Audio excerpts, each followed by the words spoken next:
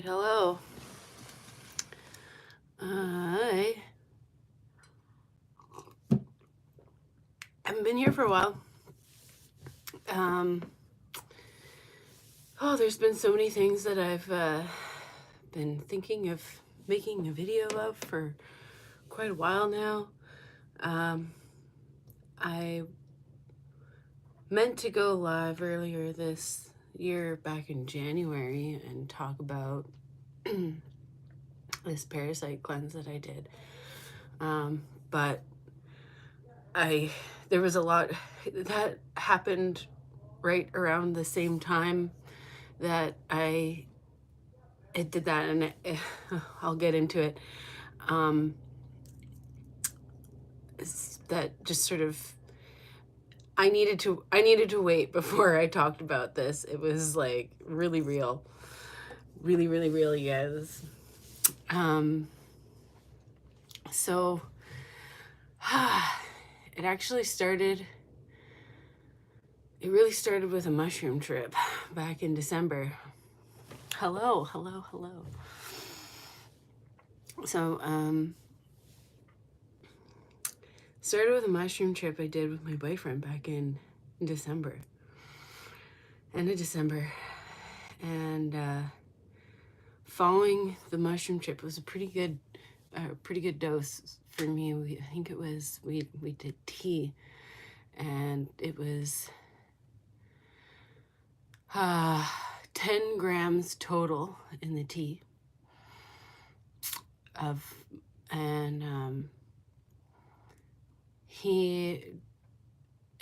I drank more of the tea, but he ended up eating all of the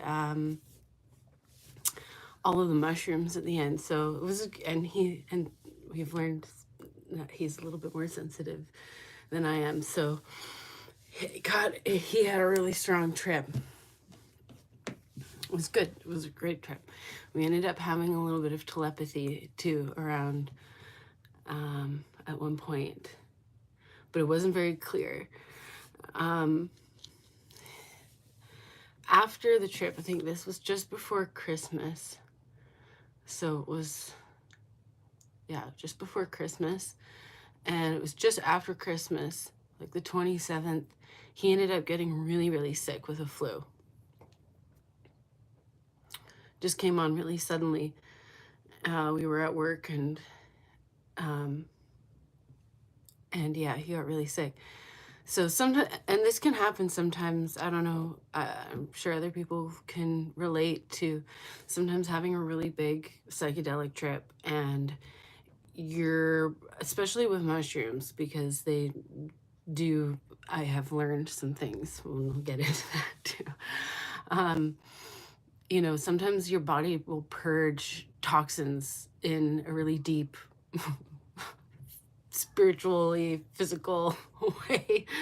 And like, I've gotten sick after having trips before too, where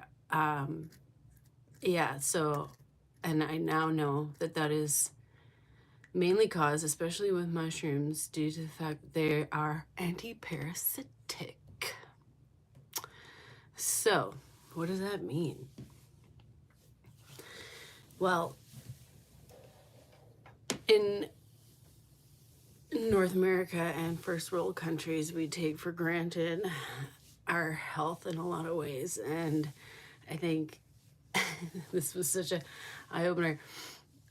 I had posted before, a couple years ago, after having COVID, that I had problems with like nutrition deficiencies. My hair was falling out and stuff like that, right? Well, I started getting this, like, I had noticed too, almost like a rash, but not a rash. It was like acne kind of flaring up on my back. And this has been going on over the years a little bit, and I'd have these flare-ups, and I could never like quite figure out what was going on. I know this seems unrelated, but I kind of started getting the feeling I was having some other issues with my skin. And I kind of started getting the feeling like I was trying to eliminate stuff out of my diet, you know, like dairy, sugar, like kind of obvious things that might trigger skin issues. I was never able to get like super disciplined with it. But then I kind of started hearing about parasite cleansing and parasite infections and stuff like that. And I can't remember like how it started, if I like looked it up or what, but like you know, maybe the algorithm started showing me more stuff on this because I was looking at it. But then I was at a party randomly last summer, right in the middle of a little bush rape, and my friend introduced me to this guy who, she's just like a friend of hers, and she's just like, you guys should talk. Like, you probably have a lot to talk about. And we actually didn't talk that much at the party, but like a couple weeks later, he like came up in a suggested friend thing, and I was like, oh, that's the dude. And so I looked at his page, and it was all like he was talking about parasite cleansing and stuff like that. I was like, whoa, that's super synchronistic. So that was sort of my real world sign to start actually looking into it a little bit more seriously, because, you know, I had thought, well, maybe I'm just seeing this stuff. You know, is the universe trying to give me a sign, or am I just seeing this stuff because the algorithm's right? You know, anyways. Then this was a real world kind of confirmation, validation that my intuition was trying to tell me something. I should look into the parasite stuff. So I started looking more and more into it, and I was like, whoa, a lot of these symptoms. I mean, there's a lot of stuff that it seems very general, but when you start looking into like how common different parasites are in our environment, and like even in our water that we, you know, I've got a fridge, you know, filter type of thing, but like it's, you really need like something a little bit better, but really like, anyways, they're everywhere. There's nothing to be afraid of, but it's like, anyways, jumping around, this is a big story. So back to the trip in December and subsequently getting sick. Well, at this point, just my boyfriend was sick and not me yet. On the 1st of January, I decided, it wasn't like a resolution or anything like that. I just decided to start. I had picked up an herbal parasite cleanse. I can grab it at some point and I'll show you the one that it was called Paragon, and it's an intestinal parasite cleanse. So I was expecting to, like, you know, poop some worms, whatever. Really was hoping that they wouldn't come out of my eyes, because apparently that can happen. I didn't know what to expect. I really didn't know what to expect.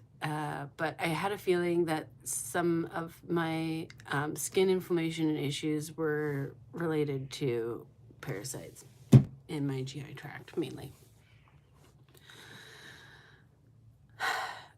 I know it seems silly. This is actually a little bit like, it's an intense thing to actually go back in and think about, because this was just so, what ended up happening was so unexpected. That like literally nothing could have prepared me for what ended up happening. So I start this parasite cleanse. It suggests dietary restrictions around sugars, any natural sugars, fruits, etc., you know, breads, anything with yeast in it. It's so just a rather like paleo diet, essentially. So at first I kind of started, you know, reducing some of these things because it was just coming out of Christmas and I had just sort of like, my diet wasn't very like good, not, you know, like lots of treats and stuff at the time. So it was kind of hard to go cold turkey, but I ended up taking the cleanse, take it morning and night. There's a vial of a herbal, yeah, pretty much keto, an herbal tincture and some and capsules, and they go together. You take it morning and night for 15 days. I think I got in 5 days. I started getting sick, likely caught the flu from my boyfriend. But here's the thing with the parasite cleanses, that you can have symptoms like, oh my god, sorry, you can have die-off symptoms, which basically feels very flu-like. So I wasn't sure for a while if I had the flu or if I was just having die-off symptoms from the parasite cleanse.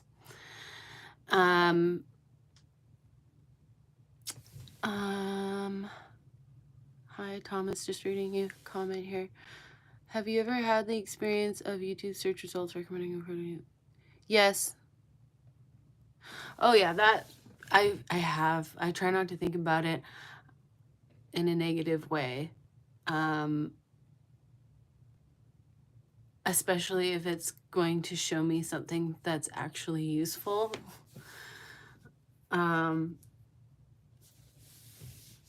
I don't think necessarily that it's all the one ring, you know, like technology. I don't necessarily see it as being the one ring. I don't think that it's all evil inherently. So anyways, that aside,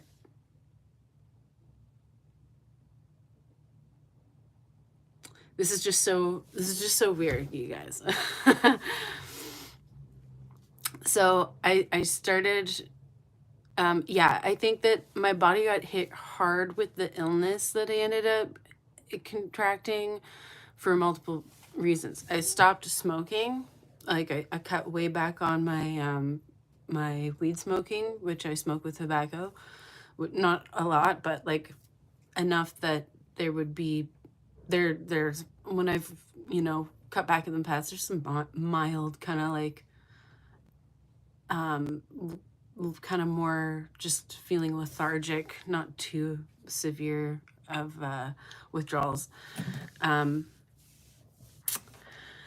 Anyways, I'm sorry, I'm like having a hard time getting to the point because it's just like, I don't want to, here's the thing.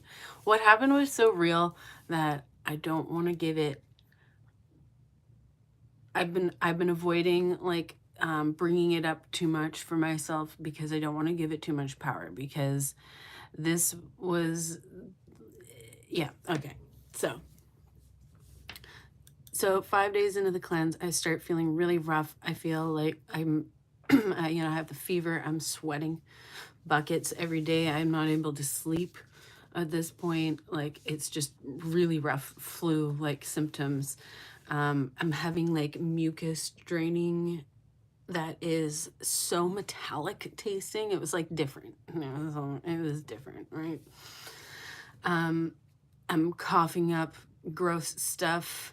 Luckily, I haven't at this point, like, I haven't seen too much, you know, that I've passed, like worm wise.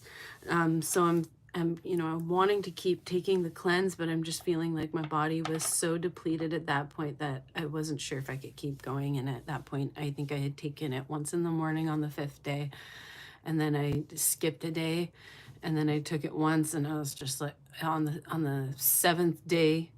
So on January 7th, I took one in the morning, one dose in the morning, and I was just too sick. Now let me see what day January 7th was, because I can tell you exactly what day I went to the hospital. Because, yeah, so it was Monday. So the 7th was the Sunday. That's right. The 8th was the Monday. And at that point, I went to the hospital because now suddenly I had gotten a sore throat that was so bad. Like, I could see, like, my tonsils were closing in. And it was just like, fuck. I wasn't sure what I needed, but I felt like I needed to go to the doctor. So I went and I checked myself into Emerge. I was so rough. At that point, I couldn't even stay for the emergency wait. If you're in Canada, you know what I mean. So I don't have a family doctor, so I had to go. That was my only option, to see a doctor. So I ended up going home. I went back the next day in the morning. I was so rough, and I ended up, was it later that night or was it the next morning? I can't remember now. Anyways, I went back to Emerge after I went in, checked in. I was there for a little while. Didn't want to wait. Went home. Went back. Ended up seeing the doctor. I was like, look, I've been taking this parasite cleanse. Please don't judge me. This is serious. The problem is like, I've never been traveling anywhere. This was just on an intuition level that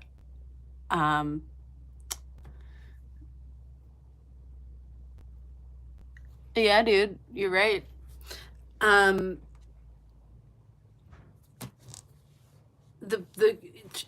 so see the doctor. He gives me some antibiotics because I have strep at that point, and sends me on my way. Oh, and he actually took me seriously that I was doing the parasite cleanse, so he got a stool sample. I was supposed to redo it, but I never did, because I decided that my personal results were fairly conclusive after this. So sends me on my way. I take a dose of the antibiotics that night and the next morning. The next day was really rough. I felt really, really depressed. I was feeling like I was having some really, borderline self-harmy thoughts creeping in. And I was just really surprised. I was like, where is this coming from? Like, why do I feel so, like, I'm sick? Yes, and it sucks to be sick, but like, why do I feel like so, like the world is ending? So this must have been on the Tuesday or Wednesday, because I think I went back on the later, like early in the morning on maybe Tuesday. So it was either Tuesday or Wednesday at this point. So I started the cleanse on the 1st. Now we're at the 10th, 9th, 10th. Taking 2 doses of the antibiotics. I took a shower. I was feeling really, really gross. Really just sick. I come into my room. I was like, okay, you know what? I'm going to play some music. I'm going to play some guitar and just try to, like soothe my body with some like actual, like physical good vibrations, right?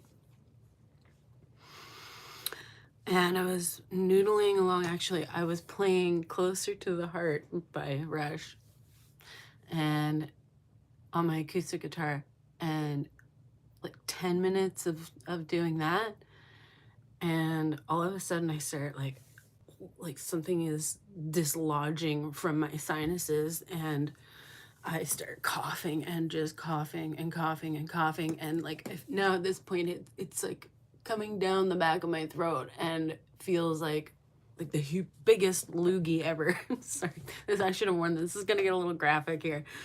This is the point where if you are grossed out by body stuff, please don't listen because it's gonna get gross. So I'm coughing and coughing, and some somewhat bloody ball of mucus hork. I hork up. And it was like, it was solid jelly, about like the size, at least the size of like, like my thumb from the knuckle to the end, at least that big. So pretty decent, like just all of a sudden dropped into sludge. And okay, first of all, the first thing I noticed was, holy shit, like I can breathe. I did not know that that was in there. Second of all, it smelled like death. Third, it was not boogers. It was a parasite. I'm still not entirely sure what kind. From all the research that I could find, which is not a lot on whatever the fuck came out of my face, I think it was a liver fluke. How it got up there, who the fuck knows? This is, I like actually get a little bit trembly, but I know that this story needs to be told. So I'm trying to think how to like word this. I don't even know. I should just say what I think it was like whatever this thing was, it felt demonic. Okay, I am not here to say one way or another. I mean, could have just been a parasite, right? It was not moving. It was dead. It was definitely dead. So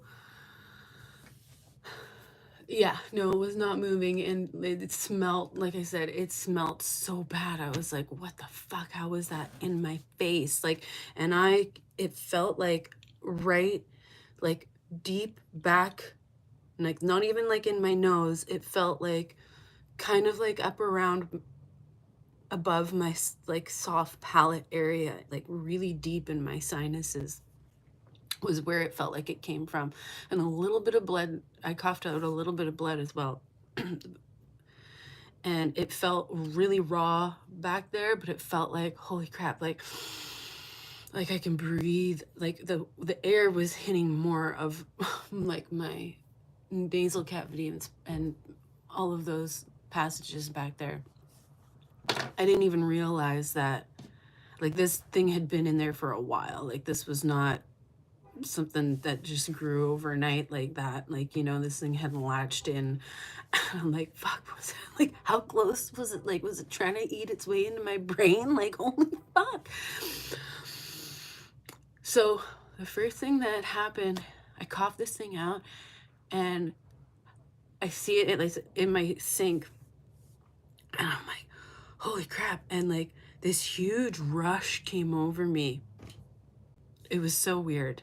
Like this is not what I've heard from most people's parasite cleanse, but I guess this can happen. It's just so weird that it came out of my face. It came out of my face when I was doing an intestinal parasite cleanse, you guys. Like, I know this is weird, but it just like that perk gets me, So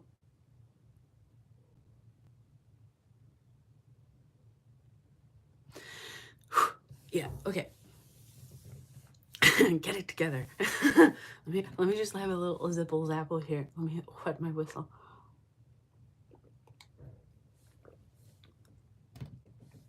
Okay. So the things in my sink, I look at myself in the mirror and my eyes meet my eyes, like in a way that felt, I shit you not, it felt like waking up in a lucid dream. It felt like waking up. I felt like I woke up on another level. Like it felt like, I don't know if this thing was like pressing on my fucking pineal gland or something. And when it came out, like it just like, a bunch like came out or something, but it felt like I woke up out of a dream.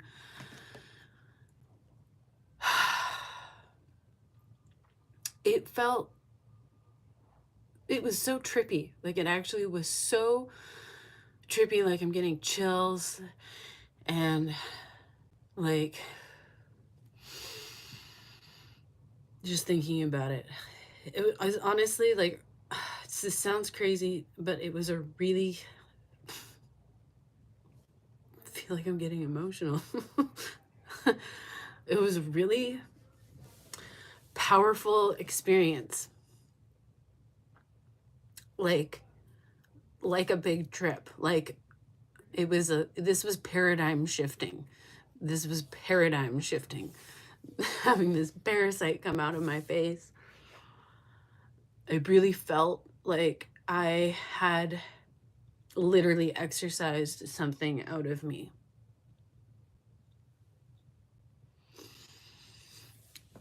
And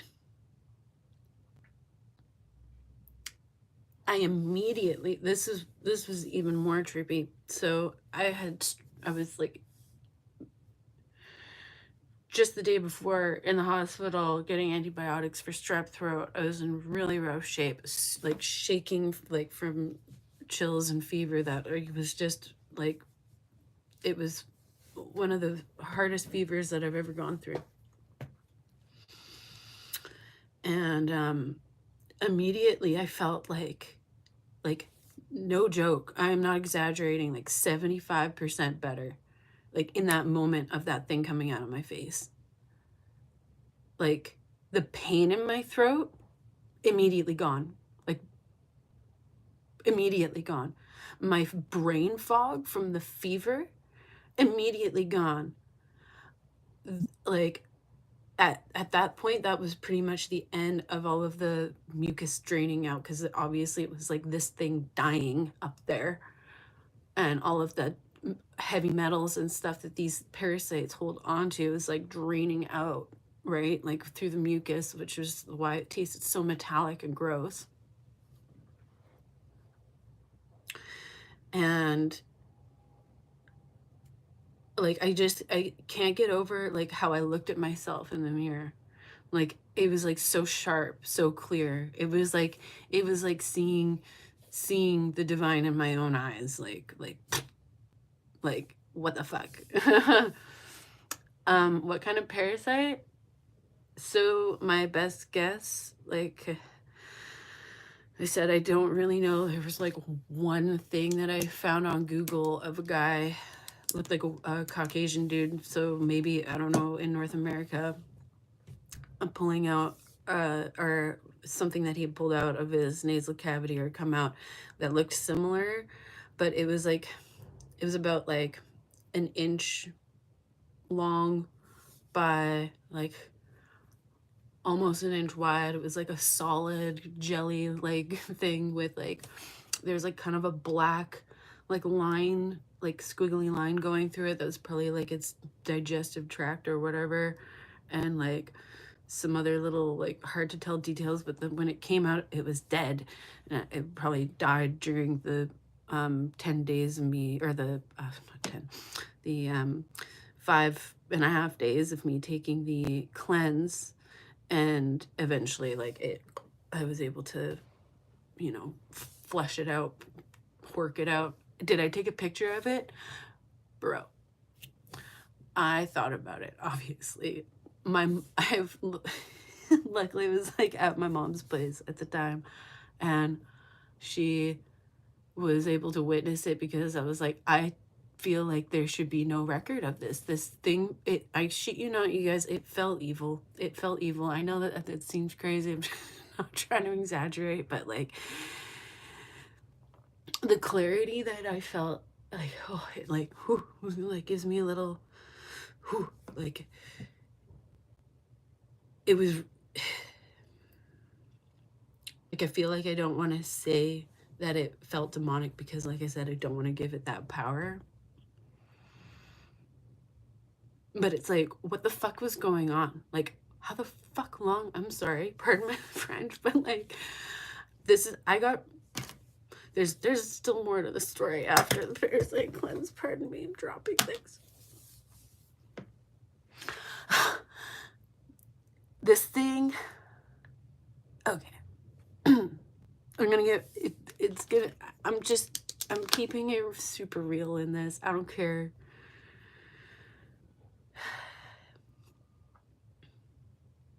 It feels a little sketchy. It felt really sketchy to tell this story right after it happened, because it was like there was such a dramatic shift in my energy and my consciousness after this parasite came out.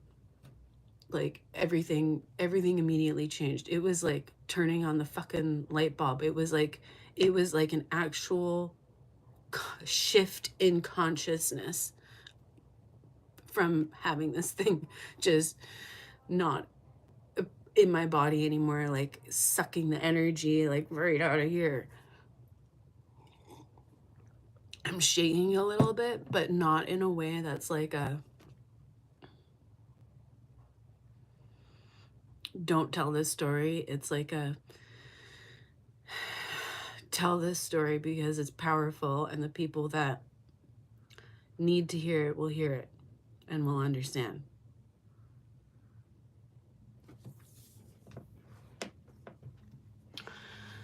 So on the 11th, it was like it must have been Tuesday that the parasite came out, because it was like I gave it a day, I felt better, the strep went down immediately, like I was on the antibiotics. I didn't even finish the antibiotics. I know you're not supposed to do that. I think I took 4 doses of my antibiotics. So it's still getting better, but better enough that I had a little treat of the old Lucy hanging around for a rainy day. That was supposed to be our New Year's sort of plan. Me and my boyfriend, but he was sick, and then I got sick, and then all of this happened. And I started feeling way better after this period. So I was like, fuck it, let's do it. Like, let's see what happens, because within those couple of nights, my dreams just like, and we already know that my dreams are on another level. And see, now I'm feeling, I'm just trying to read my energy about this. This is a really like heavy.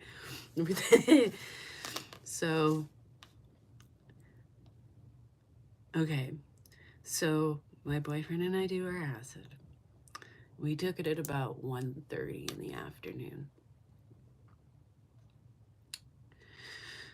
It's 11 o'clock at night. Pretty well coming down. It was like a tab and a half. Nothing I haven't done before. I have to be careful how I tell this story.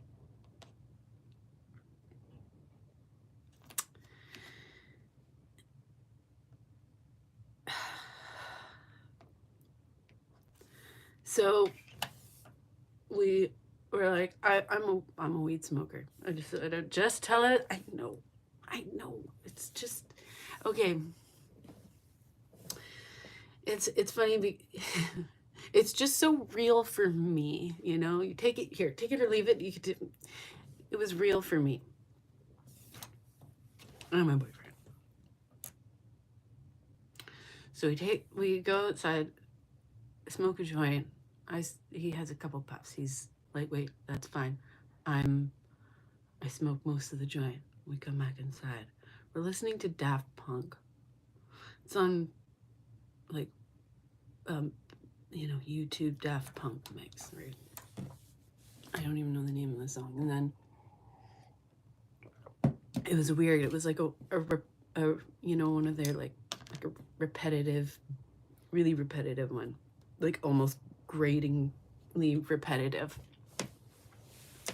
And somehow, and then the song changed, and it was too long. I think it was that song, too long. Yeah, okay. was that one. And something synced up, like it felt like we could almost like physically feel our brainwaves basically like syncing up into telepathy. And it was like, we looked at each other and was like, whoa, okay. Like without saying any words, it was just like, can you feel that? Oh, you feeling that? Yep. And like, it synced up so perfectly that it wasn't even like we weren't even having a back and forth anymore. We were having the exact same thought, like the exact same mind. And we both had this awareness in that moment that it's all the same mind, right? It's one mind. That triggered a very powerful, very legitimate Kundalini awakening. Like, in the moment, it was so intense that it was, even though I intellectually knew about Kundalini awakenings before, it was not what I ever expected that to actually feel like. And so I didn't think that that was necessarily, it was like hard to, the experience was just so intense in the moment. It wasn't until we reflected on it that we were able to say, holy shit, yeah, that's what that was for sure. Hi,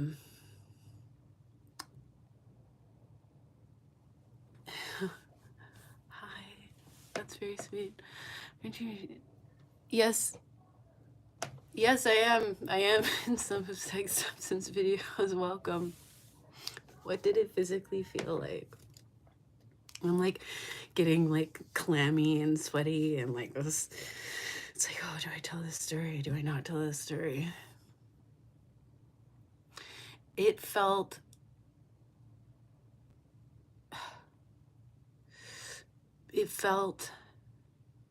beyond euphoric. It wasn't even like it. I would tell you now, it didn't feel human. All right. Okay. So this was where, you know, at first, it took a while to realize that this was a Kundalini, like actual Kundalini awakening. Because at first, it felt inhuman. It felt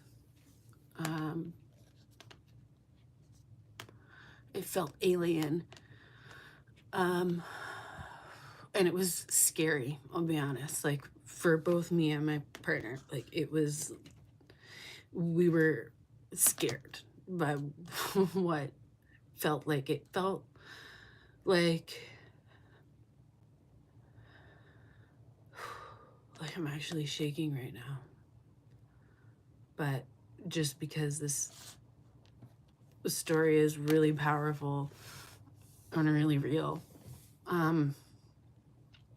Like, I've had trips before, I've had dreams before, I have felt things before, I have been really moved by what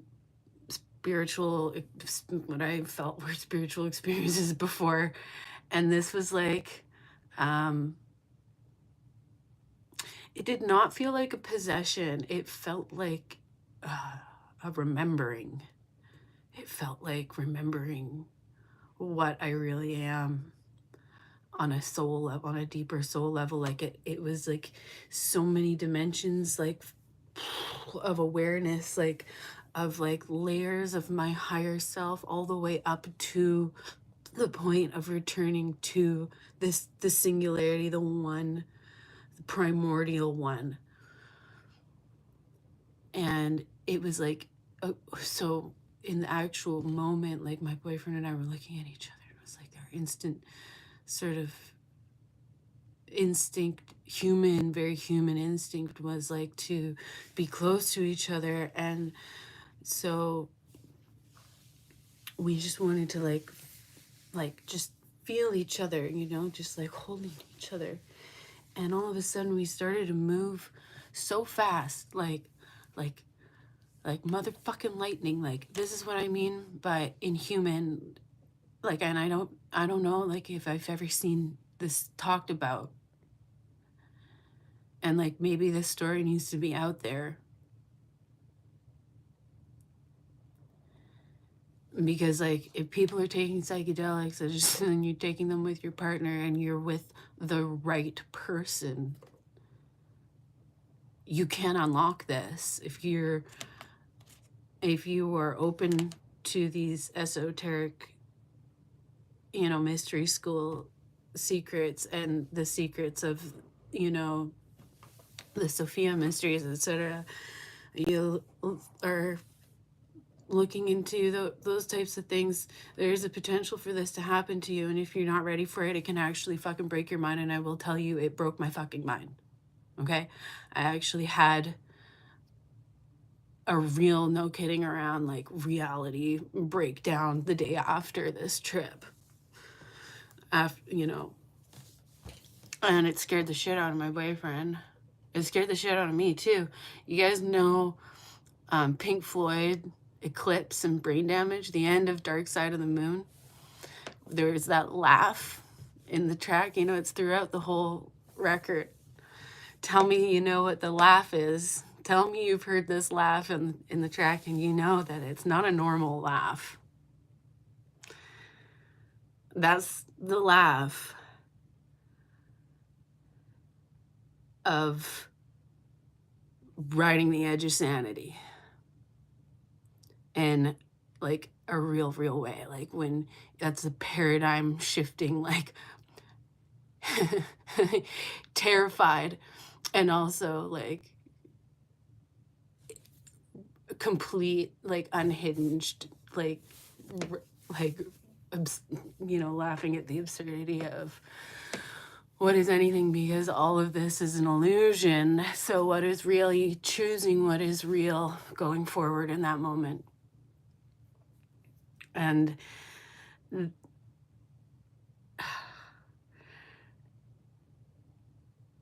I think that I was able to have this experience because the parasite was gone. Like I said, there was the 2 nights before, I had some really intense dreams. I had a really crazy dream about my friend that passed away last year, where I've had dreams of past loved ones coming to me, my cat, my dog, my grandparents coming to me. This dream, I went to her. And I found her sitting in a room, and she was surprised to see me. It was so crystal clear, and like she knew, like it was like,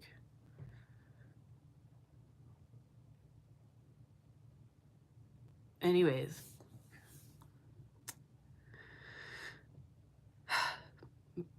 Reality breaking down the day after. It was like I was riding this weird wave for like, I don't know, 20 minutes, just like absolute, like feeling like I was actually losing my mind. And a little bit scared, you know, thinking like, oh fuck, this is how people take acid and actually like lose their fucking mind. You know, like, holy shit, like I did the thing, oh my god, and I wasn't even on a strong dose. Like, I'm gonna be the fucking poster child of losing your mind on fucking drugs. But it just didn't feel like that, you know. It felt like I was learning something about the nature of reality. And it, like I said, it was a genuinely paradigm shifting experience. Like, sorry, I'm coming back to, have you ever experienced telepathy with the people you're tripping with? Yes. So I have multiple times in the past. Actually, the first, my camera's shaking. It's because I'm shaking and I can't tell if I'm cold or I've also got like the nervous jitters just because this is like one of the most real fucking experiences other than the UFO. And I was not really nervous to share the story about the UFO because it was outside of me. This happened directly within me and to me. And, you know, like even, okay, swinging out for a moment to say this about that. This was one of those experiences that gave you like the they know they know I know paranoia afterwards. So it's like sharing this publicly feels like risky, but it's just like if you put that energy into it, then you'll attract that kind of attention. So it's just like if you put it in the light and you share it with the light, then the light will protect you. I know that sounds corny as fuck, but like for me, like this is that real for me. So, um,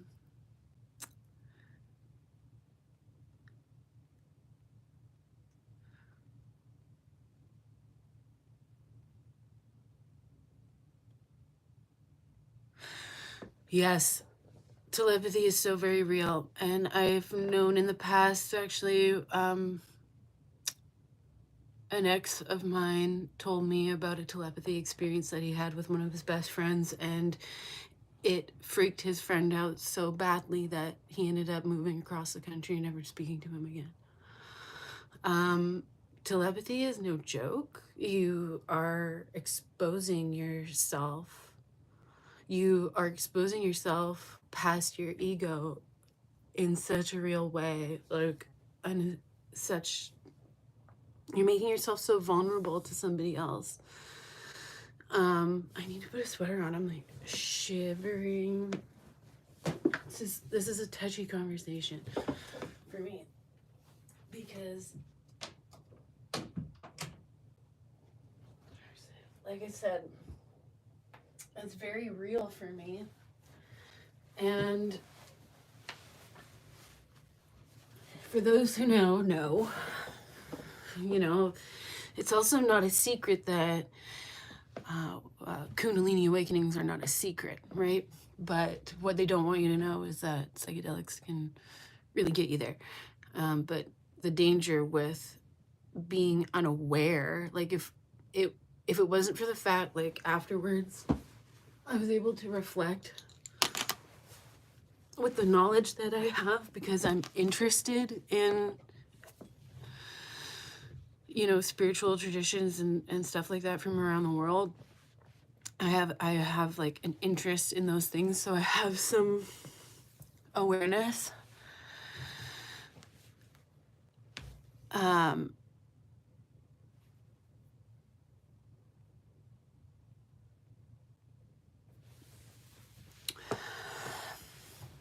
I was able to understand, okay, this is something that it happens to people. I'm not an alien. I mean, like, are we though? Like, that being said, what is human? Okay, that's an even better question because that's what I got a sneak peek into. I feel like I got rocketed up and the feeling lasted for like, there was residual effects of this going on for like 2-3 weeks after this trip. And I can't even say that it was the trip necessarily because like I said, at this point we weren't even really on acid anymore. I mean, like it wasn't a full 12 hours yet, but we were at like 10 and a half hours and we're not like tripping balls anymore, you know, like, and like I said, I can't blame the drugs here. I can't even if I wanted to.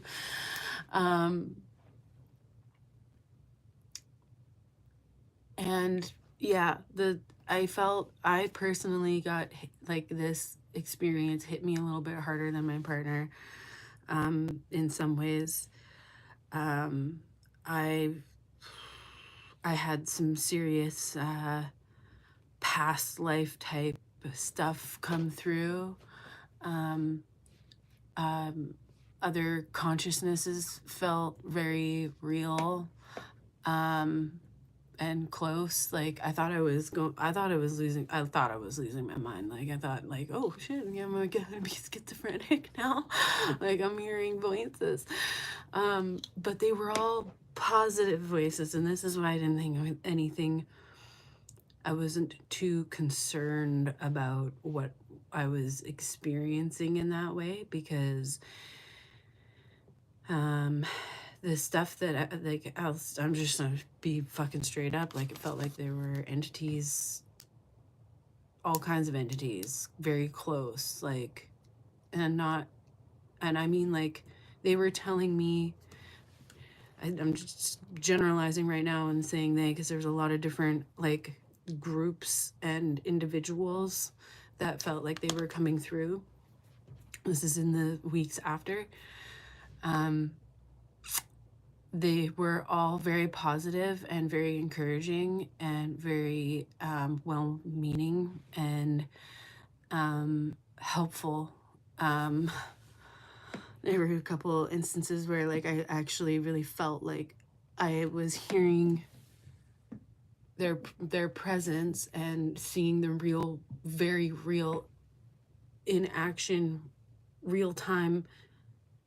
Like they were telling me what they were affecting in my benefit, and I was seeing it happen in real time. Like I felt like I was protected, and like they're probably still there, but I'm not hearing them. Like it was very clear in my mind. It was very overwhelming. It was like I was hearing everything was in rhyme.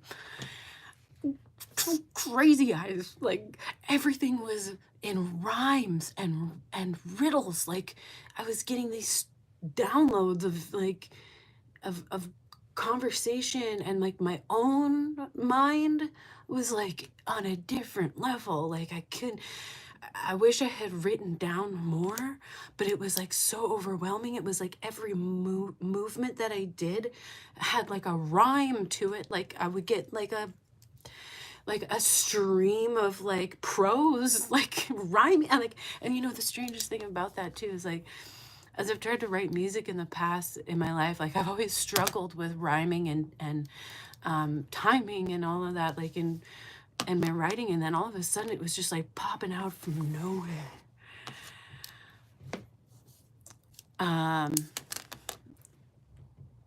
Yeah.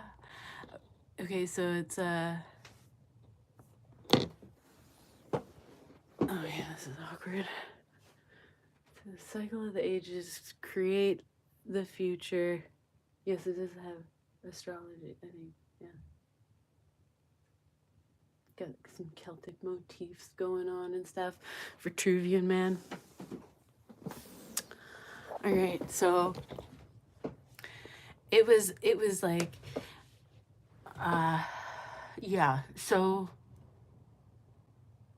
I can't remember if I've talked about this in the past, but I had a falling out with a good friend of mine years ago. And it was post a trip, and she had told me her reason for why I thought that it was bullshit. She thought that I was hitting on her boyfriend. I was not. Anyways, long story short-ish, when she told me the moment and the trip where it started to go bad for her, I had to it really caught me. I was just like, why was that the moment? Now the moment for me, I get chills thinking about it, because this is also like a really bold thing to say, but I feel almost even more compelled to tell this part. So in that moment, that day before we did our mushrooms, this is way back in 2016, it was a mushroom trip. We had rented a cabin where my friend worked at, and we were like, her boyfriend and me were gonna do this mushroom trip. nice little cabin. And Alice in Wonderland had come out multiple times. I mean, like, there's obviously so many reasons why Alice in Wonderland might synchronistically come up when you're planning to do mushrooms later that day, but it kind of started organically. It didn't have anything to do with the mushroom trip, but then there were multiple synchronistic sort of analogous moments to do with Alice in Wonderland that day. Pre-trip, we get into the trip. We're probably just past the come up, and I'm sitting in the living room and I'm looking around, and sometimes we were talking about Alice in Wonderland, it came up, and I was talking about Lewis Carroll, the writer, right? It's his pen name. So I mentioned Lewis Carroll, and all of a sudden my whole body shifted, and I'm like looking around the room, and I was just like, I feel very much like Lewis Carroll. In fact, I am Lewis Carroll. And I was like in the back of my head, I'm like not even there. Like, I'm in the back of my head somewhere. I'm not even aware, like, because it's very trippy. And like, I felt like all of a sudden, like, I kind of like, I'm like in the back of my consciousness.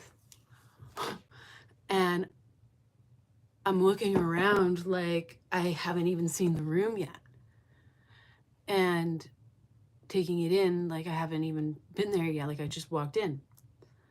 And I'm like, in fact, I am Lewis Carroll. And in fact, I like this place very much. It's very good. It was like something along the lines of like, very good place to imbibe some mushrooms. It wasn't even my language. Like, it wasn't even my cadence, anything. Like, it was just like, it was totally not fucking me saying that.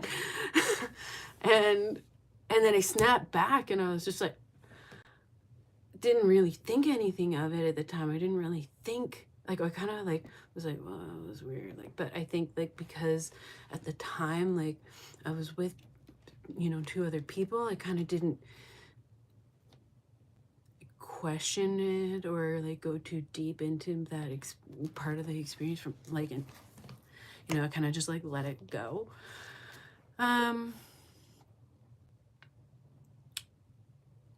I will answer your question on relieving nausea with mushrooms. I will tell you, I just don't want to get too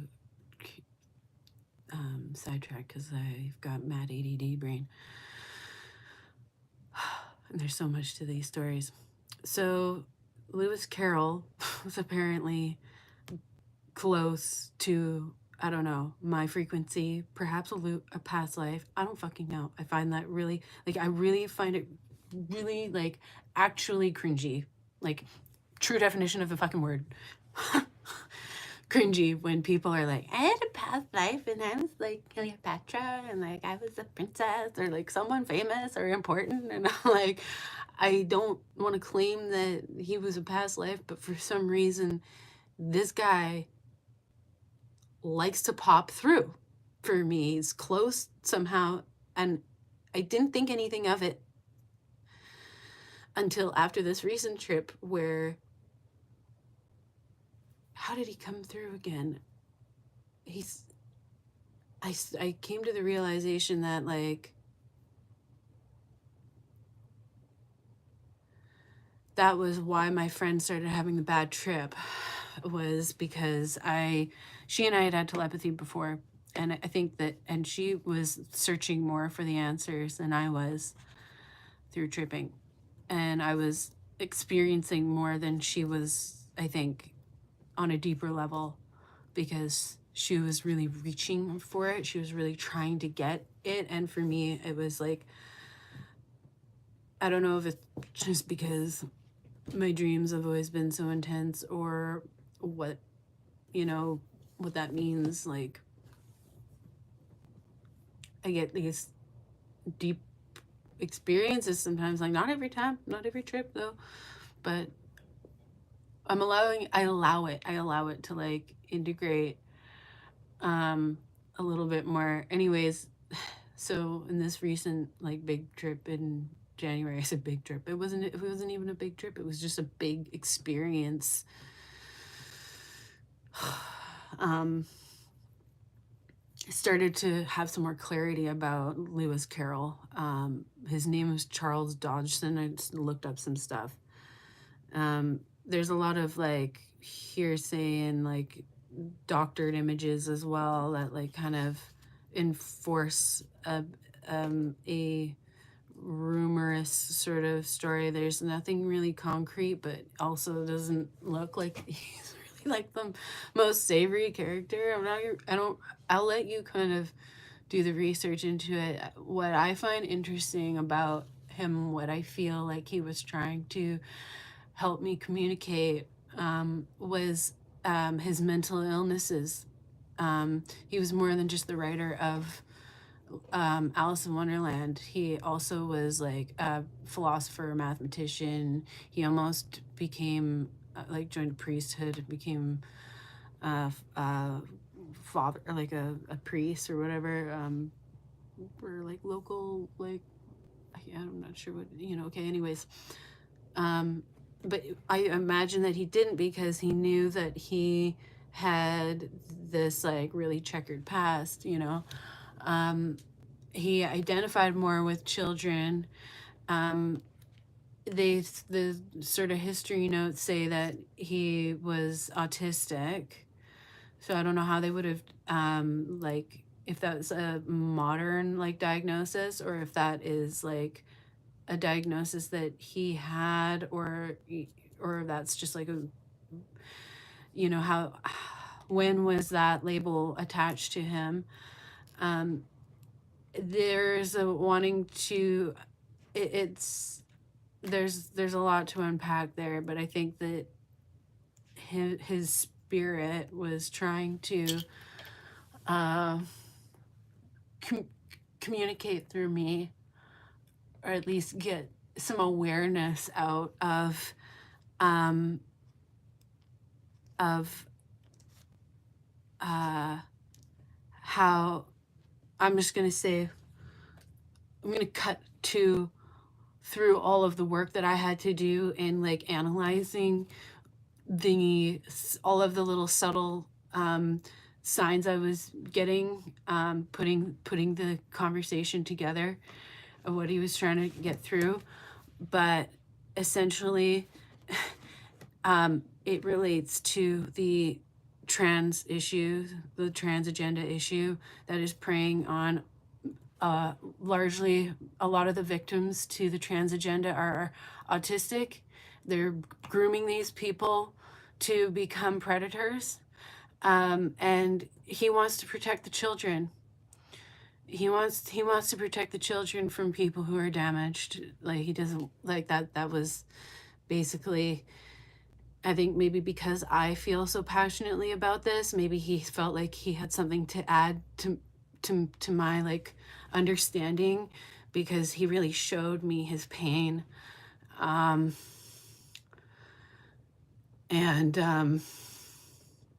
because he cared so much for children.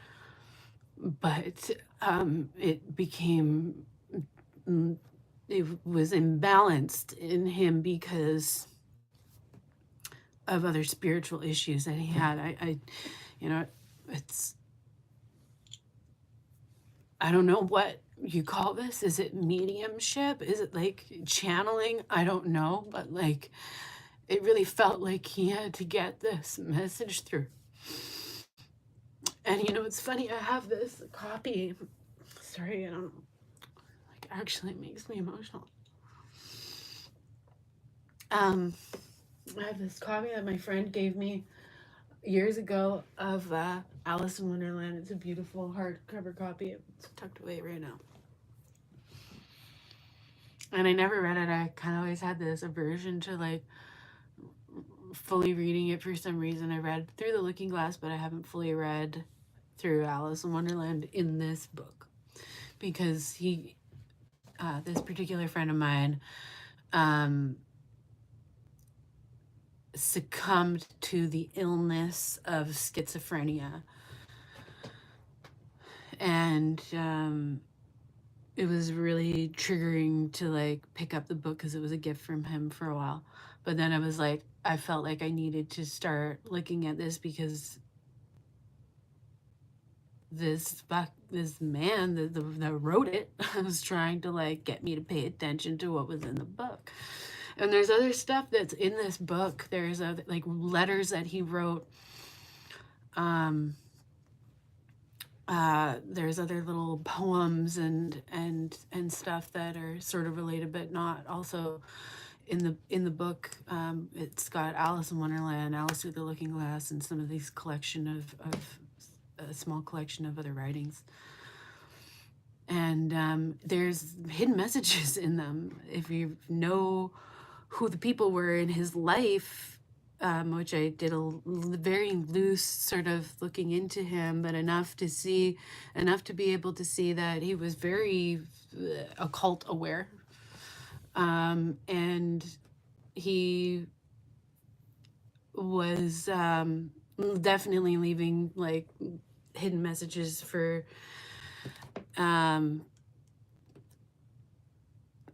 through time to be seen by those who have eyes to see, essentially. So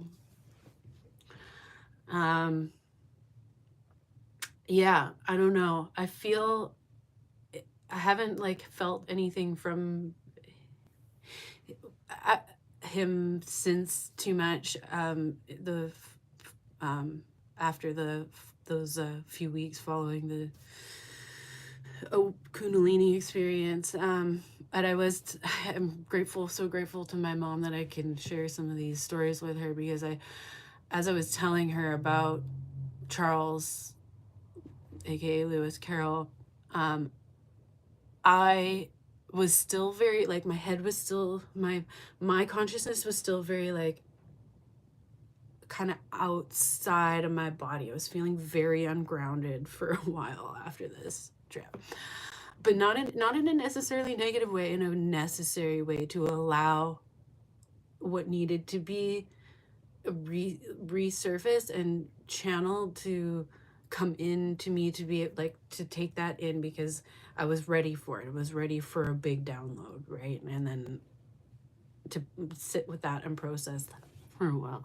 But when I was telling her about how I was beginning to understand a little bit more about who this man was, and why would his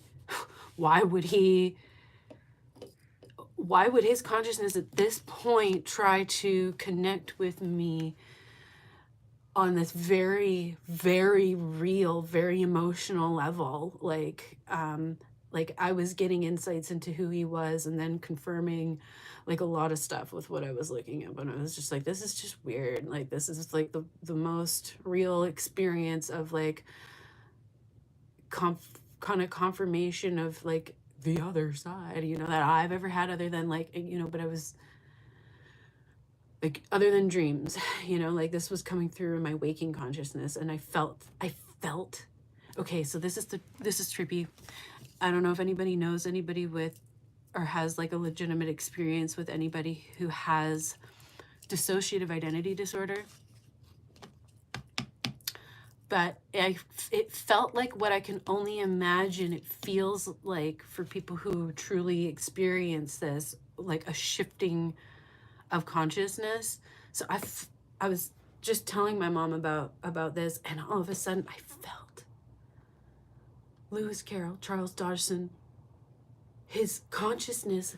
I felt me like shift 2 inches to the left, like,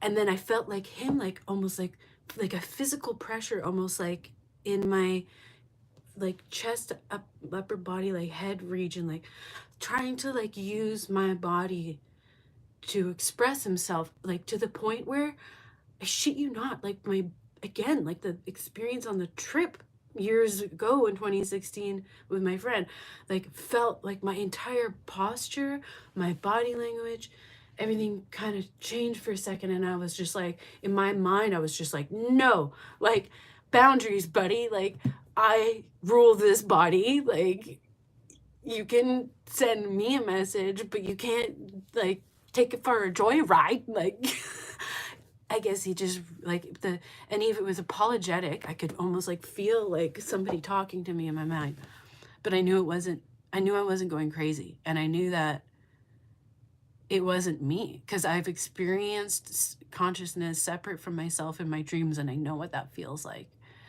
But like this, I was like, yeah, I'm like, we can work together, but you're not going to be allowed to just like commandeer my meat suit for your agenda, even if I agree with it. Like that's just not how I'm running this show. And I think that spirit, personality detached from spirit, spirit wants to be embodied, and I don't think it was necessarily personal in that moment. I think that the entity behind the person, like the energy behind this individual, was overall a good energy. Um, and I think that that's why he feels like there's unfinished business, because he knows that without uh, painting a picture that I don't know entirely, like it sounds to me like he betrayed himself, his honor and his morals, and out of his own confusion and pain, um, and hurt people in that process, um, and he wants to do right by that. So I I can't knock a guy for like trying to do the right thing from the grave. I don't know like the legitimacy of any of that. Like, to me it was a very real experience. Even looking back on it though, it's just like, whoa, like what the fuck happened? Like I know that I really experienced that, but like on paper it sounds wackadoodle. Like like what do you mean? Like like, I mean, I can't say it was a possession, because I feel like on a soul level there was it was consensual. Like I I allowed energy in that was willing, that was positive. I remember at some point, this was just recently after the trip, I was feeling like a lot of external energy, and was like, I didn't know what I could trust, and so I put out trust with my soul that like, hey, like whoever's around and listening on into human radio, um, I'm here to like work with energy that is wanting to do good, like good by what my heart feels is pure intentions for humanity. So this was one of the energies that came through, apparently. So that was a big part of it. Anyways, Kundalini awakening, possession from dead writer, mathematician. He's also an inventor. You should really look up Lewis Carroll. He did a lot of stuff, way more than Alice in Wonderland. Basically kind of invented like a type of not braille, but like not braille, like a written Morse code for dream recall, for dream writing. Like you wake up in the middle of the night, and he developed this like way to like a shorthand kind of like script with dots and dashes. It's very similar to Morse code. Anyways, interesting shit. I was like, oh wow, yeah, there's a very good reason why. I mean, like, there's all these like weird synchronistic things that were like, okay, there's I guess a reason why this character has decided to pop through my stream of consciousness. Yeah, there's more to this story, but we're at an hour and 15 minutes. For those who have stayed along, you're pretty brave, or bored.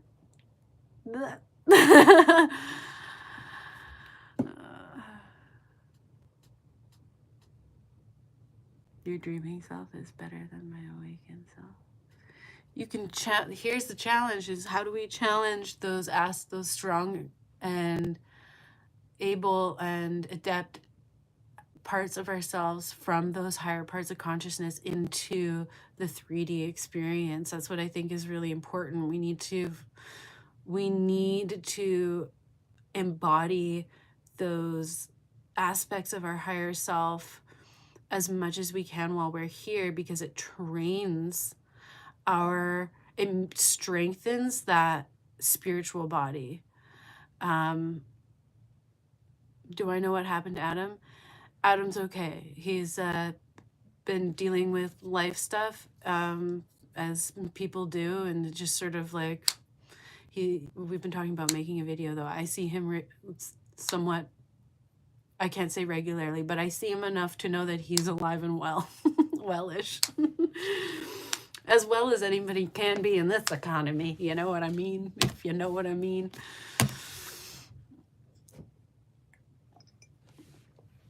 But yeah, always send Adam some love. He needs it, always. He appreciates the fan base. He doesn't have a lot of real friends. I'm calling him out. That's what happens when you do YouTube. You like become a loner. That's why I never post. That's what he hasn't posted, because he's been having a real world life. So just know that when you don't see him posting, it's because he's having a real world life. Just like the rest of us, right? Anyways, same goes for me. Also, I think about making videos a lot. Like, there's just so much that's gone on in the last few years that every time I'm just like, where do I freaking start? I guess start with like my stories, and I wanted to tell this story about the parasite cleanse earlier, but I needed time in between it happening and now, because, and I kind of imagined I would be doing it after the new year, the actual like spring equinox new year, because it just felt like this energy was like, it's big. It's just, it was big for me. But why am I so beautiful? I don't know. It's just the way God made me, baby. I am the dorkiest.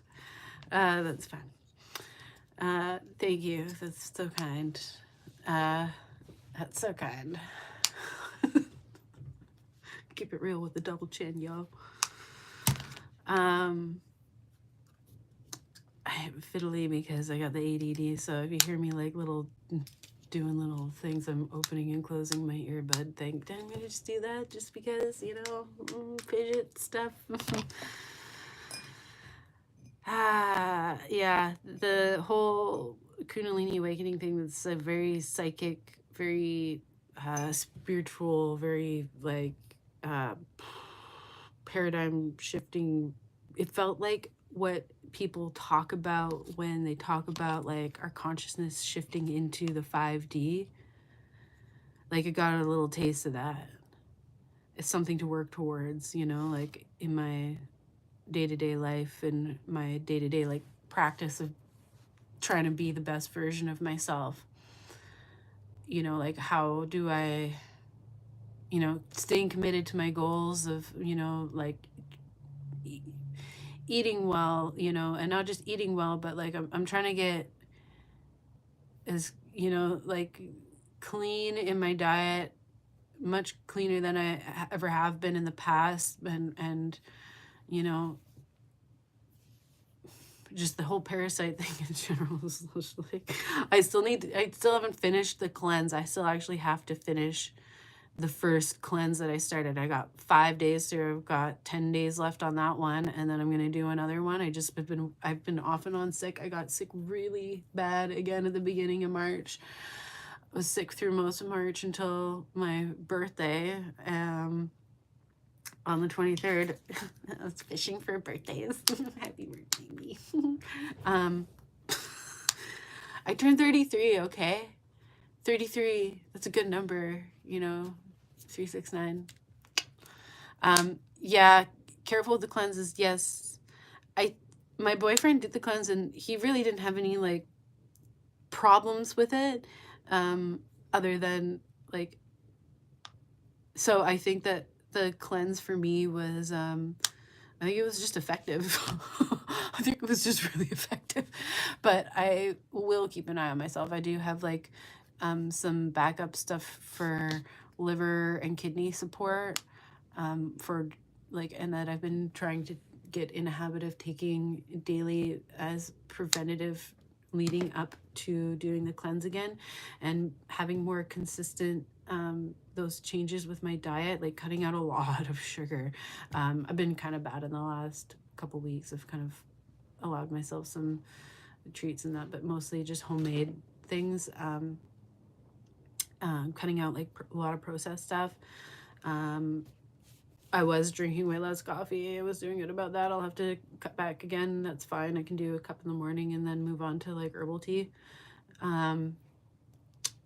But yeah, like you want to not just jump in. Here's a disclaimer for the end here.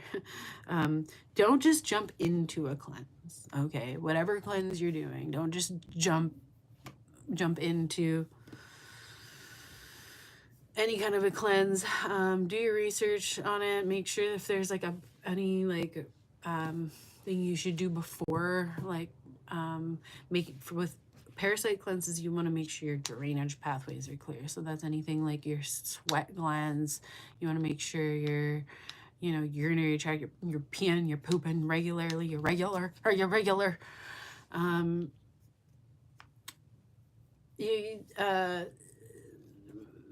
Yeah, because stuff's going to be coming out of you, just straight up.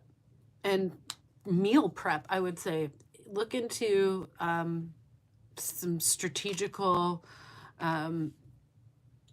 meal planning, because it might make you feel pretty worn down, and like your body's processing and detoxing, right?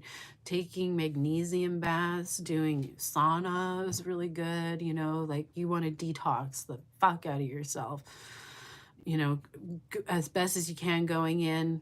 Lymph support, so like checking your lymph system, making sure that's all flowing well going into the cleanse. And you want to do it around the full moon. That's another thing. You want to start your parasite cleanse like a few days before the full moon, because they are on a lunar cycle.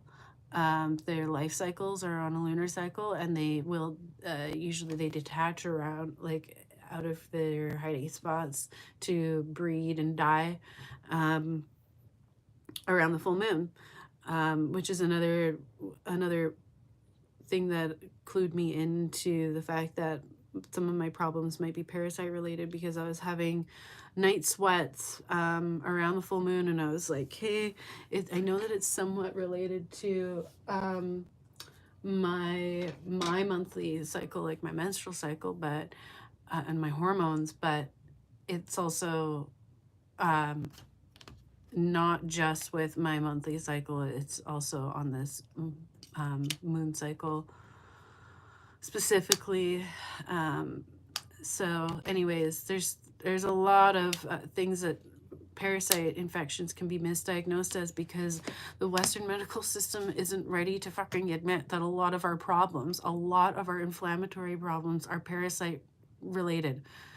Like, I told a doctor recently, when I was in the hospital, I had to go to the hospital again recently because I was so sick, and which is so unlike me to get sick that bad twice in a year, let alone like one. It's usually like once every few years, like maybe, that I'm like, oh fuck, I might need antibiotics, go to the hospital, But yeah, so I told this woman I recently saw, just out of curiosity, I was just like, have you ever seen parasites like that? Like she's like, not in, she was kind of skeptical, I think, of my story. I didn't tell her all the demonic stuff. I just kept it pretty like, normie. 'Cause I didn't want her to like completely like, okay, go away, you crazy person.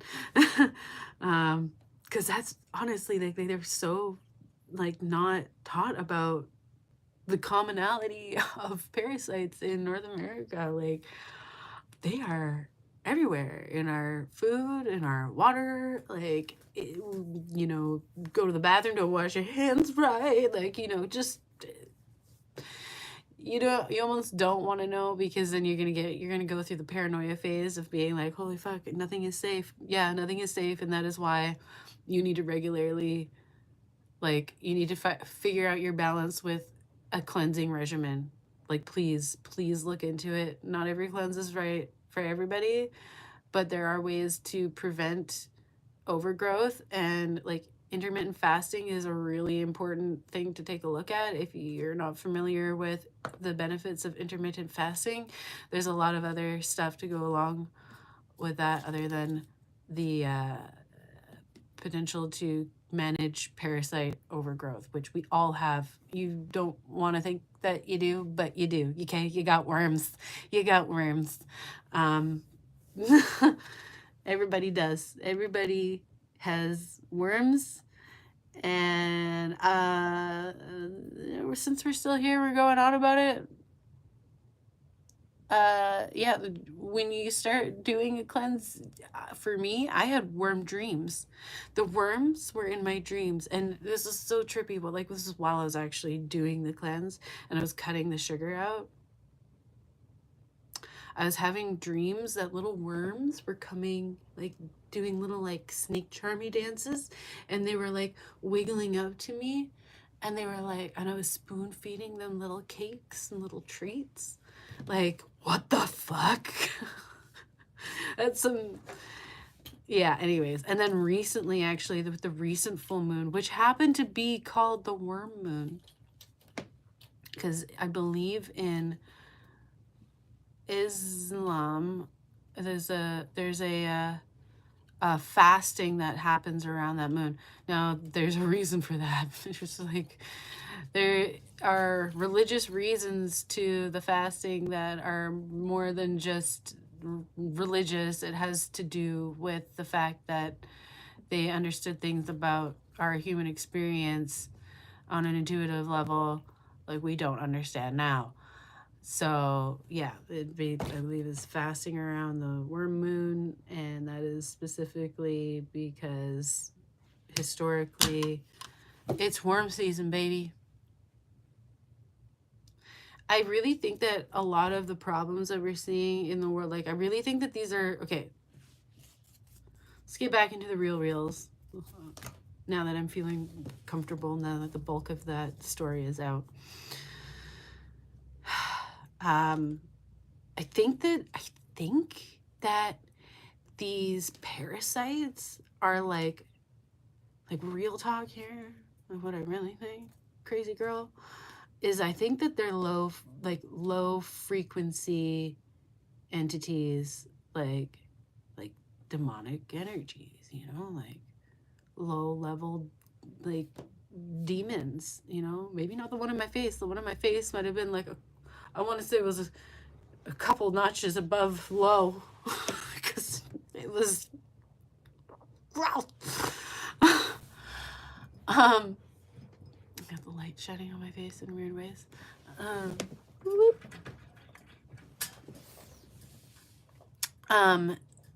Yeah. Sorry, lost my little choo-choo train of thought there. Okay, low frequency entities. What if these things are like controlling like the global elites? Like, what if, like, you know, through the human vessel? Because, okay, so aliens, right? Got a lot of information about aliens while I was on this, riding this little wave after January, whatever it was, we had our trip there. The entities that are benevolent, and I'm sure I've said this before, are only going to work with us if they have our explicit permission to do so. they're not going to act by force to change anything for better or worse. They will only assist when the frequency of their intentions are aligned with the frequency of your intentions. So when you put yourself in service to others, they will step in at, like, when you consciously put yourself in service to others, like knowing that it is something that your soul's mission to do to help raise the frequency of the planet, right?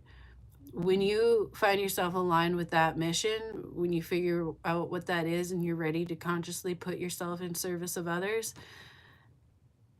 you will be divinely assisted. You will be divinely assisted. It's probably looks different for everybody. That being said, entities that have not good intentions for humanity will do so by forcing their way through to be heard. And I think that it's almost like these parasites operate together psychically. Like I think that, like, when someone is infested with parasites, like the parasites basically, like the episode of Futurama where he's got the worms and the worms are like telling him what to do and stuff. This is literally what parasites do, right? They want their host to continue to feed them. They like simple sugars. They like shit processed food. They love all that stuff. So they're going to make you crave that stuff. And when it's like, have you ever really gotten on a health kick and you genuinely start trying to like treat your body better, and maybe your friends are just like literally putting you down, and why would your friends do that if they actually care about you? They could tease you for like eating healthy or whatever. That's literally the worms. That's the fucking worms. I swear to God. That's the worms in your friends trying to make sure that their worm buddies and you don't die. And I swear to God, so much of this subconscious feeding into this depressive, shitty, processed culture that we have is to supplement the worms.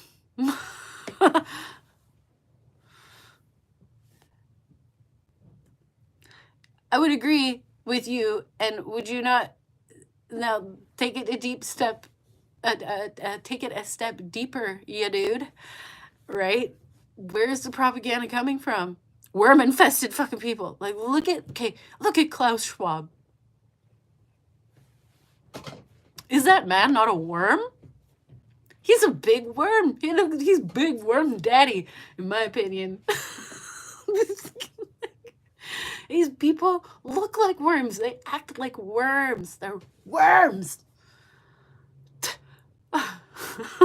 Like,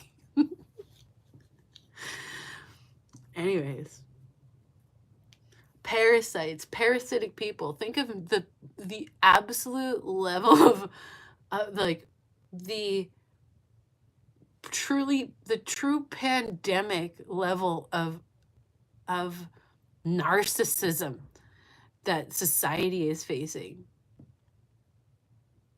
Maybe it's an epidemic. Maybe there's some places that are free of this. I don't know.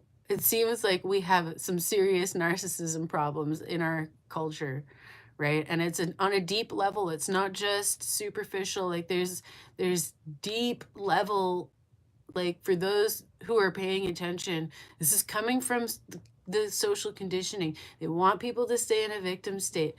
The insecurity of mind keeps people on a fucking like tribal level and unable to get to higher states of consciousness. And it's worm level.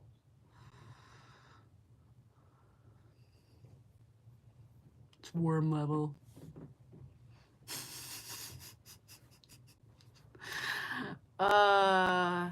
I know I'm not crazy. I have a friend. Okay, so the guy that my friend introduced me to that party, that night at the party, he's now a friend, and I've talked to him quite a bit about the whole cleansing process, because it was just like I had a couple friends that I was talking to about this, because it was just like, what the actual fuck is happening to me? Talk. I see you dropping the Jesus and the Lord in the chats. I just want to say, I don't know where it is in the Bible, but there is a part that talks about Jesus basically getting worm. There's something about worms in the face, Satan in the face, worms in the face. Anyways, that was I'm really bad with like remembering scripture, but the gist is basically like, oh yeah, no, they were this sounds exactly like what I went through, because yeah, what the fuck? Jesus wasn't mushrooms. And so you're probably right, because mushrooms are anti-parasitic and they show you God. I love how sometimes, like, like the uber religious people are like, drugs are bad, okay? And it's just like, why do you want to talk about Jesus? Go meet him. Like, not like, and I don't mean that on like a surface level. It's like, if you're really open to those types of experiences, you can truly, genuinely, humbly meet those energies and levels of consciousness. Like, Christ consciousness is a real thing. Check out the Rosicrucians. So yeah, you can't read the Bible without, and try to understand what it's really talking about, without getting into the Gnostics. So yeah, and then Egypt and Babylon prior. Anyway, Melchizedek, what? I've been having that name. It's just been like rolling through my subconscious. Like, look more into Melchizedek. I just like I'm a weird person. I'm a weird person. I don't even know. I've never been a religious person, but like this spiritual journey of mine over the years, and like between trip experiences and primarily dream experiences, have led me to looking more into where certain concepts, spiritual concepts through different cultures, have come from. And before you tell me I cherry pick, there's a reason. There's information that has been disseminated through cultures and time, in order for, I think, where we are now in time, for the age of the internet, for us to be able to connect all of those puzzle pieces and put them back together, because these cultures are saying the same shit, yo. And the Bible is basically directions to unlocking your Kundalini energy and maintaining the balance between your energetic body and your physical body here on earth, and remembering why the fuck you're here, bruh. Yeah, because it's bigger than this. It's bigger than this one lifetime. I can tell you that from personal experience. We come back every time I want to forget that, every time I want to not believe, because there's a part of me, I think, that wants to believe that this is going to be the last go around, that I've learned enough, that I'm not going to have to come back and suffer to learn more again, that there's going to be a lifetime of ease somehow. I think at some point in the after death process, we miss it. It's like, I feel like I've thought about this before. If you've ever gone to a big music festival, something like Electric Forest or Shambhala or something, where you're like camping out for 3 days or however long, a week, in heavy bass music, and you're like, this is a really good time, but then you go through the struggles that you go through at a music festival like that, and it's like at the end of it, you're like, I don't fucking know why we do this. Like, I don't know if I'm coming back to this thing. And then the next year comes around and you're like, oh, I'm getting excited for the thing again. Like, you know, I feel like coming back to Earth is something like that. It's just like, you're like, oh, fuck, I'm so glad to be done with that. That was a hell of an experience. Like, let's do it again. So I can't say, you know, I don't know. I genuinely feel, though, like this lifetime for a lot of people is in some way the last lifetime, at least on this level of consciousness. I think that there's something going on in this lifetime. If you know stuff about like the poles shifting and the sun and stuff like that, then you know, like, I feel like there's we're coming to the end of a particular cycle, and then at least we'll say, like, very conservatively, like the next 100 years, probably within a lot of our lifetimes. I think we're gonna, like, we are already seeing the shifts happening in one way or another, whether you're only seeing the bad ones or you're seeing the good, or you're seeing both. There are shifts happening. And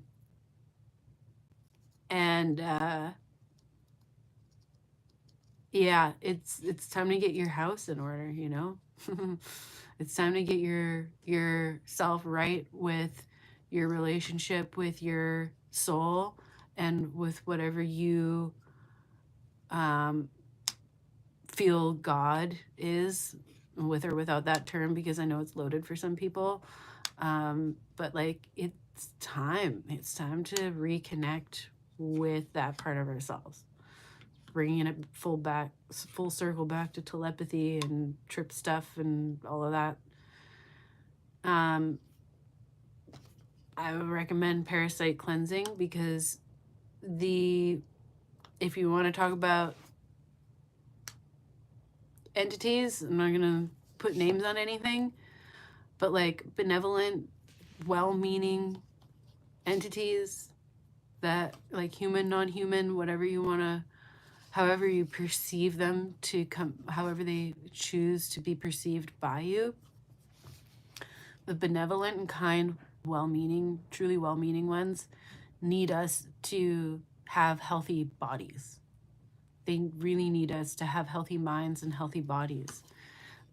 If you have chronic illness, it's going to be really they want to help, but it's like they need to see from you that you have a commitment to actually doing the work yourself and healing yourself. And it's not just your physical ailments, it's the mental condition that precedes the physical condition. So you need to start addressing your spiritual needs if you're not already on a path to figuring out your way to, like, your higher, your soul's purpose, something that brings you joy in life. Now is not the time to be wasting your life doing things that you hate, or being somewhere that you hate, being with someone that dims your light, and not in a selfish way, but in a real way. Like, if you're giving too much, it's time to start giving to yourself. You need to be the best version of yourself. You need to take your healing into your own hands, because they need to see the commitment from you to yourself. That's a commitment to your work. That's the commitment to the work is living your most authentic life. The work that people talk about, the spiritual work, is you taking ownership of your dreams and putting yourself in service to others in a way that fulfills your joy and desires and like helps others as well. Like everybody's got a thing. Mine's T-Rex noises. Yeah, mine's dinosaur noises. Here's a T-Rex. Oh God. I don't know how I've managed to do this for, as my YouTube says, 105 minutes. So something a wise person once said to their Instagram story feed was that those who have the privilege to cultivate joy in their life have a responsibility to do so. And what that means to me is like there's a lot of suffering in this world, and if you are causing the suffering in your world when you have the actual ability to choose to do things instead that bring you joy, if you are choosing to wallow or you're choosing to seek out things that actually are not good for you, like you're doing a disservice to humanity. So suffering for other people because other people are suffering is so counterintuitive to raising the fucking collective vibration. Like if you have space and enough peace in your life that you actually can choose to seek out and surround yourself with things that bring you joy, you have a responsibility to do so. Okay? Stop being fucking miserable because you're at a job you don't like, because you don't want to put the effort in to, have yourself, like, put yourself into the path of doing something that you would really rather be doing.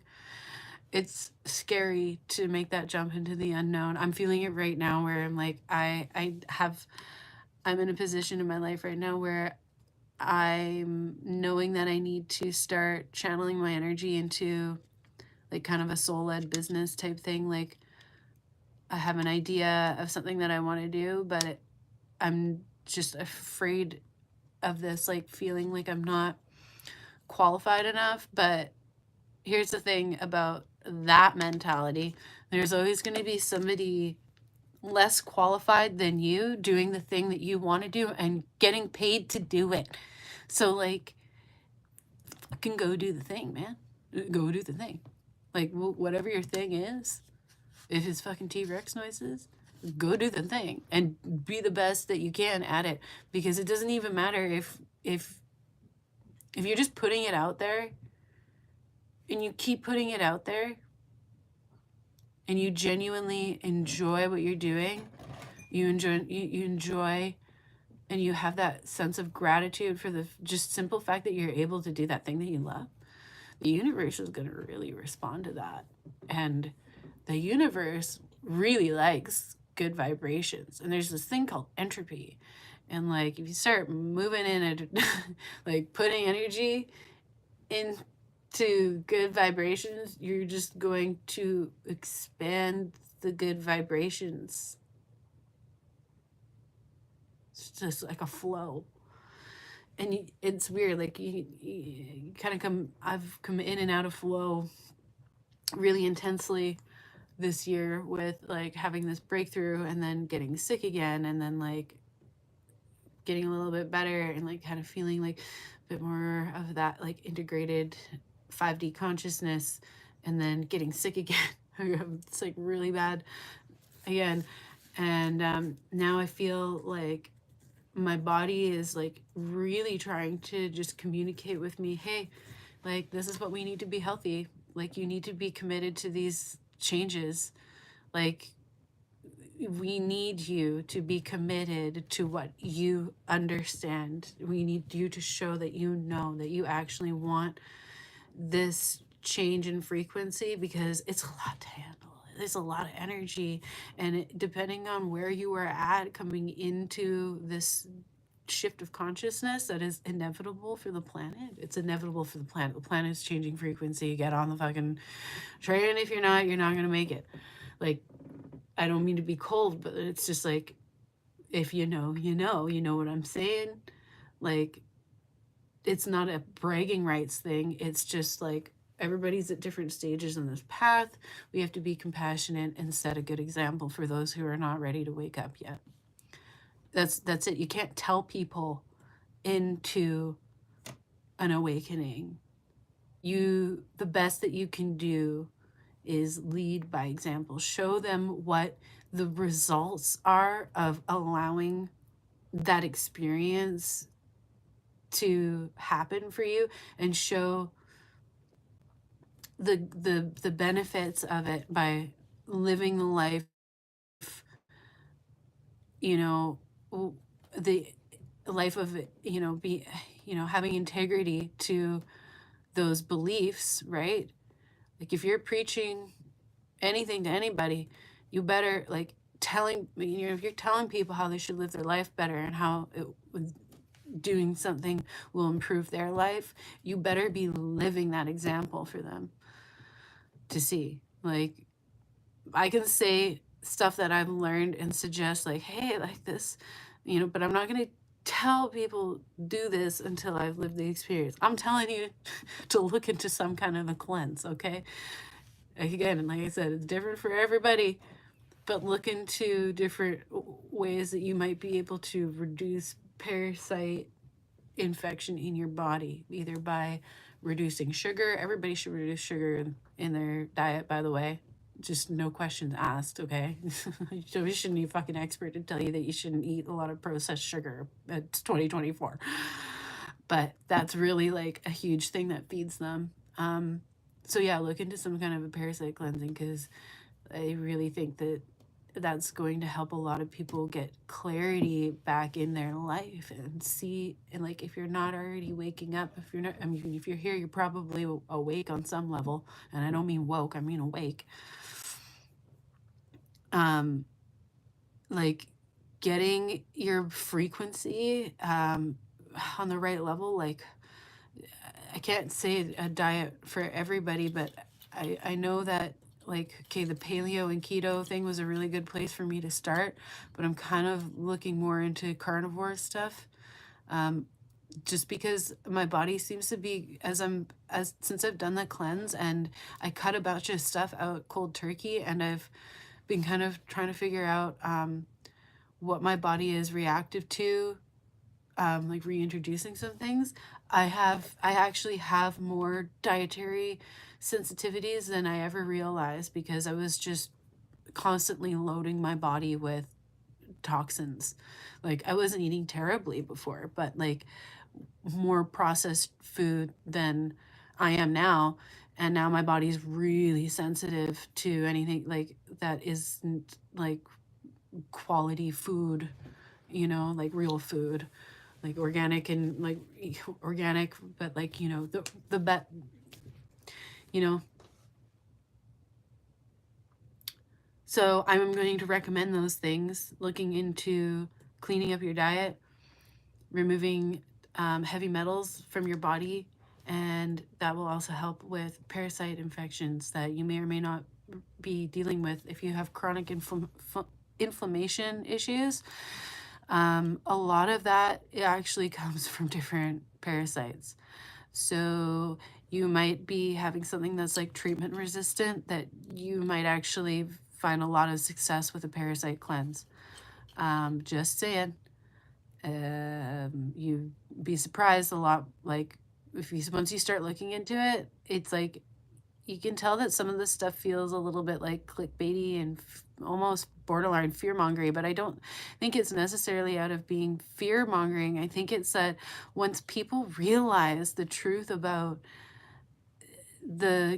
like how common parasite infections really are, it's like you want to fucking tell the world. And let me tell you, I wanted to tell the world, and I was going off about it. And if you were following me on Instagram earlier this year, you saw that I was trying to update the stories. But then when the thing actually came out of my face, it got so fucking real for me that I was scared to kind of talk about it for a little while, because I was like, are the agents gonna find me? Like, you know, that level of like, holy shit, this is real. And I think that this is like something that's not being talked about because they don't want us to know. Because I think, like I said, I think maybe some of these high level elites are being run by low energy entities that have come through into this dimension in the form of things like parasites, right?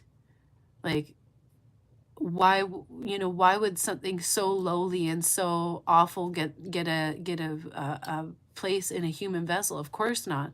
They're gonna have to worm their way into a human vessel because they themselves cannot access that divine energy anymore. All they can only feed off of our energy. And if you think of it on that level, right, we know that that's happening on a social level. We know that that's happening on a political level, where they have us so distracted through our phones and stuff like that, you know.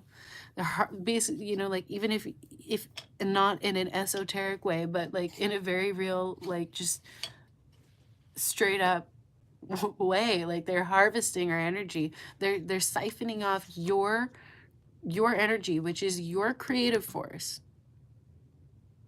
into their little black Saturnian portal, right? And they, you know, in their apps or whatever, with their ads, you know, they're taking your attention away, ruining your attention span. It's, yeah, anyways, it's spiritual fucking warfare out there, people. I know I've said it before. I've kind of held back a little bit in the past because I wanted to like ease in to like see where my audience was at, but I've just kind of realized that, like, fuck other people's comfort when it comes to this stuff. Like, the right people, you know, the people that are gonna get it, and not the people that are gonna get it are gonna get it. And the people that aren't are gonna see a story like this and think, oh my god, crazy person, or not even bother, right? But I mean, psychedelic people know that, you know, even if you forget in between your experiences, you know, when you get back into that space, you understand why there's restrictions. There have been such heavy restrictions around these drugs socially, and why there's been so much stigma and, like, you know, enforced, you know, and you know, spoon fed into the culture around these drugs, because they know what they do.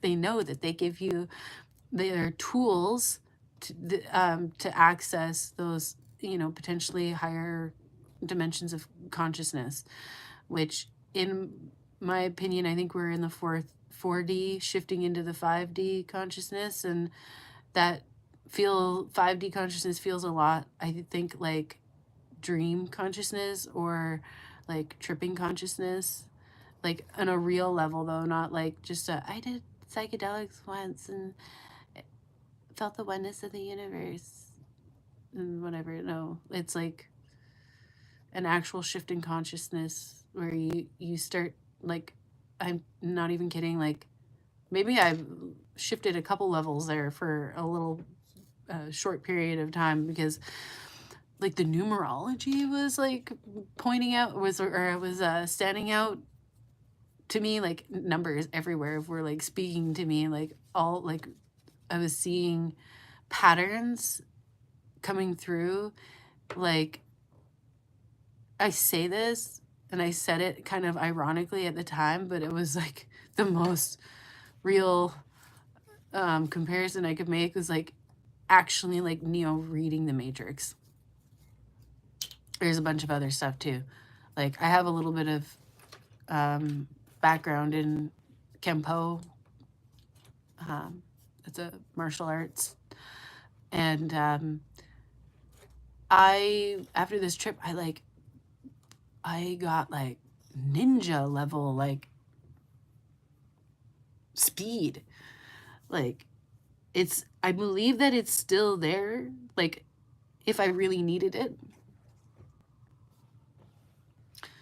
I kind of like let a lot of this stuff sort of slide because I was afraid that I was gonna slip into like a weird ego delusion of like thinking that I'm like a superhuman or better than other people. So I was like letting that all of this experience kind of integrate for a little while before I shared it, because I didn't want it to be coming out and thinking like, oh, she thinks she's Lewis Carroll, or, you know, Psyryn, sorry if you can hear that. Hopefully they pass shortly. It's probably louder for me than it is for you. So yeah, I just wanted to keep it real. Yes, it's been 2 hours. Oh my God. I should get on with my life today. I feel like I just got a weight lifted off my chest. Maybe I needed to tell this. I've been thinking about it for a while. Yeah.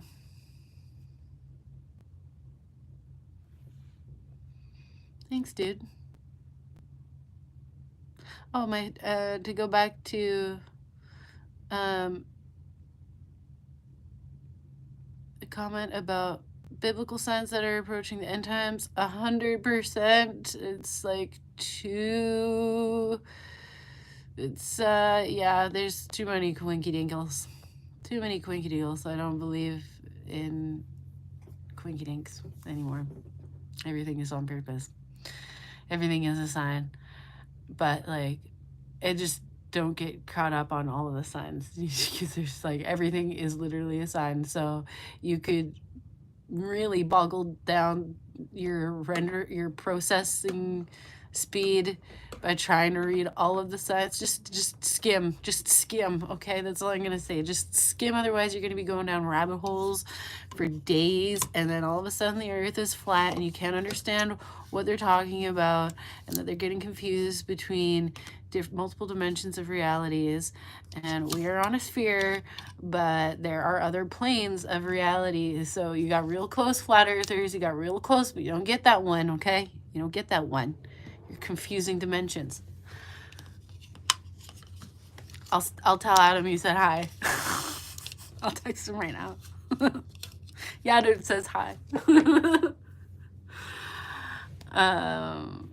We have a plan to do a video. Well, not a plan. We have no plans. There's never a plan. It just all happens very spontaneously, actually. But I could show you. I could show you what I have.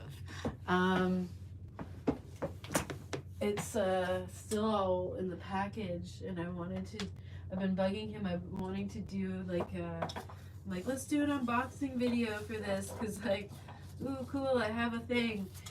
Usually he's the one who has the things, and this time I have a thing, and I was like, yeah, let's do this thing. We're both honestly a little bit nervous to do this thing. We're both genuinely a little bit nervous because there's mixed sort of I don't know, reviews on this. Oh, the corner is teared. Ah, sacre bleu. So I have the Mad Honey, which I believe that, comes from Nepal. So this is psychedelic honey that apparently it's like, is it toxic? Is it psychedelic? It's both. And I think that it has some deliriant properties to it. Not entirely sure. Haven't like looked at the chemical information about it or how it affects your body. But yeah, I've been wanting to do this. I know, right? I definitely want to. This is why I've had this for over a year now. And yeah, have not unboxed it because it just feels like something not to like be loose or trifle with. um, yeah, I take my psychonauting relatively seriously, responsibly.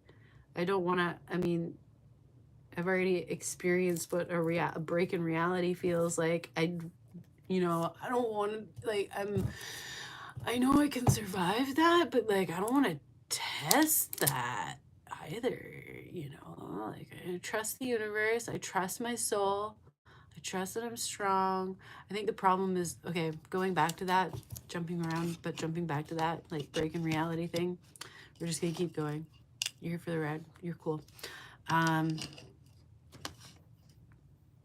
The break in reality thing, I think it's like if you, okay, so like I was really grateful that my boyfriend was with me while I was going through that, because he reminded me in as I was like literally losing my mind, like laughing, crying, I don't know what, you know, he's just trying to do anything that he can to sort of like stay grounded himself while watching me go through this, because he was still like he had this experience as well, right? He had this Kundalini awakening as well. And so he's watching me like lose my mind, and he's probably thinking like, I don't want to lose my mind, but like, you know, he reminded me, it's just like, you can't go back. Like you can't, like either you take the blue pill or you take the red pill. You know, what is it going to be? Like, do you want to try to, you know, when you have these types of experiences, how much must you donate?